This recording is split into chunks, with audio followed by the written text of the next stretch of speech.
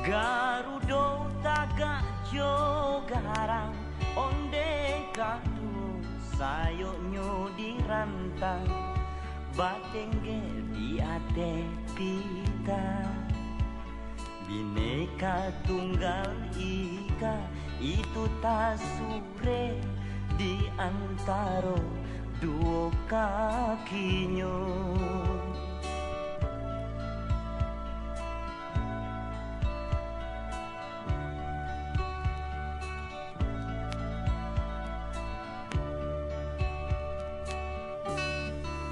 Pancasila parisai di dado onde tanamkanlah di nadi kita haluan padoman bangsa Republik Indonesia.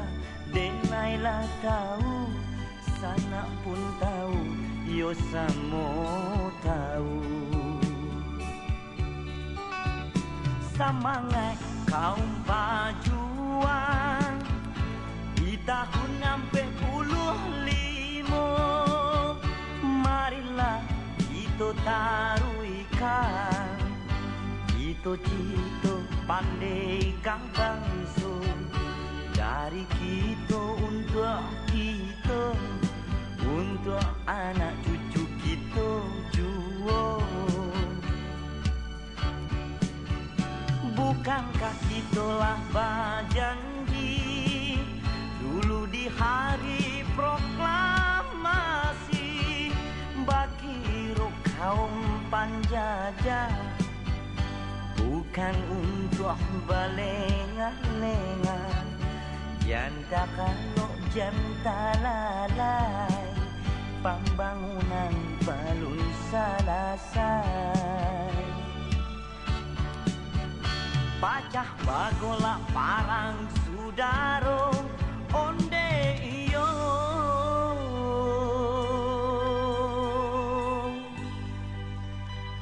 baca kak kita samo kita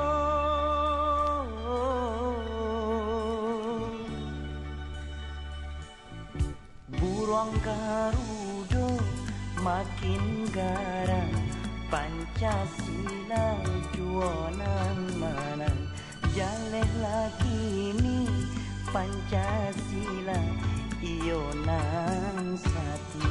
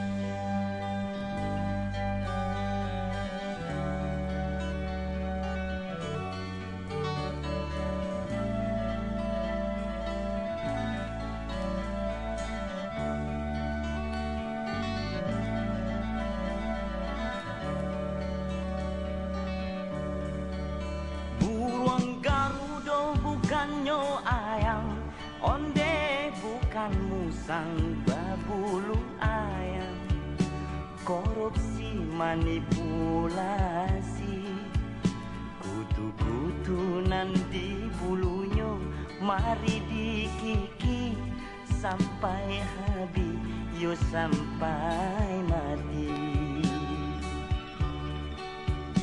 Bukankah kitalah berjanji dulu di hari proklamasi bagi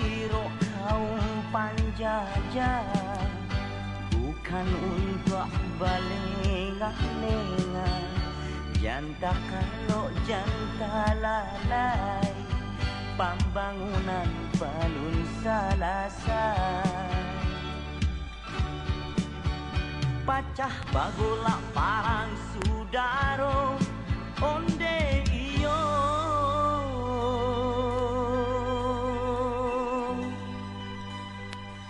Baca kita samu kita,